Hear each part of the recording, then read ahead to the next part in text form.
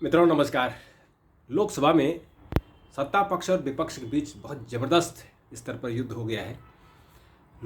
विपक्ष के 118 सांसदों ने लोकसभा अध्यक्ष ओम बिरला के खिलाफ अविश्वास प्रस्ताव पेश कर दिया है और उन्होंने लोकसभा महासचिव को चिट्ठी लिख दी है कि लोकसभा अध्यक्ष ओम बिरला को हटाने की प्रक्रिया शुरू की जाए। और अब इस पर प्रस्ताव होगा। लोकसभा अध्यक्ष ओम बिरला ने तय किया है कि जब तक विपक्ष के प्रस्ताव पर फैसला नहीं हो जाता वो सदन में नहीं आएंगे, सदन की कार्रवाई में हिस्सा नहीं लेंगे। बड़ा इंटरेस्टिंग है।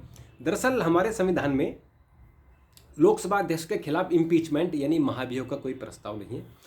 प्रस्ताव है कि आप प्रस्ताव पेश करिए, अगर अपोजिशन के फेवर में ज़्यादा लोग हो जाते हैं तो हट जाएंगे और नहीं होते हैं तो फिर बने रहेंगे।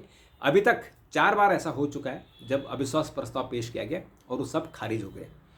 तो ये इंटरेस्टिंग इसलिए है कि राष्ट्रपति के अभिभाषण पर जो धन्यवाद प्रस्ताव पेश किया गया था उस पर विपक्ष के नेता राहुल गांधी ने बोला, और जब उनको एमएम नरवणे की किताब को लेकर बात हुई तो लोकसभा अध्यक्ष ने कहा कि ये आप नहीं बोल सकते क्योंकि ये किताब पब्लिश नहीं है, अनपब्लिश्ड है।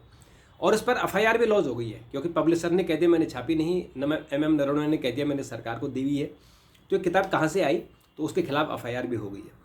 अब इसमें लोकसभा अध्यक्ष के यहाँ बातचीत हुई कि भाई चलो राहुल गांधी को बोलने दो, लेकिन वो क्या बोलेंगे इसका पॉइंट तय होना चाहिए कि एमएम नरवणे की किताब पर और चीन पर आप नहीं बोलेंगे कि बार बार आप एक ही बात बोल रहे हो।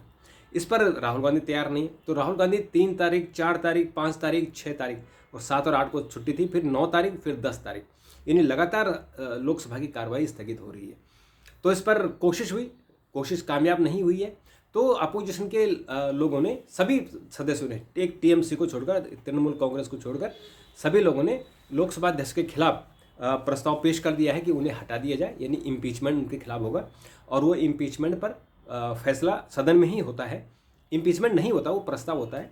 और वो फैसला क्या होगा कि वोटिंग होगी, और वोटिंग में आपको पता ही है कि एनडीए के खिलाफ, एनडीए के पक्ष में 350 है और उनके खिलाफ करीबन 150 वोट है। तो ओम बिरला की सेहत पर कोई फर्क नहीं पड़ने वाला है।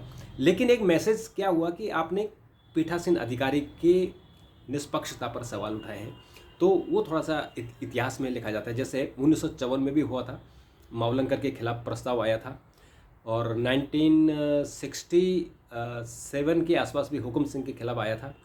फिर 1987 में सोमनाथ चटर्जी ने प्रस्ताव पेश, जाखड़ के खिलाफ प्रस्ताव पेश किया था, अविश्वास प्रस्ताव। और फिर 98 में बीजेपी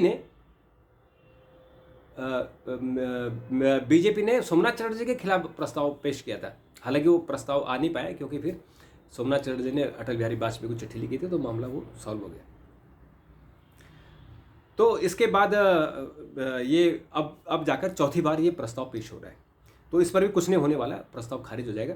लेकिन अब इसमें क्या डेवलपमेंट हुआ है कि भाजपा के महिला नेताओं ने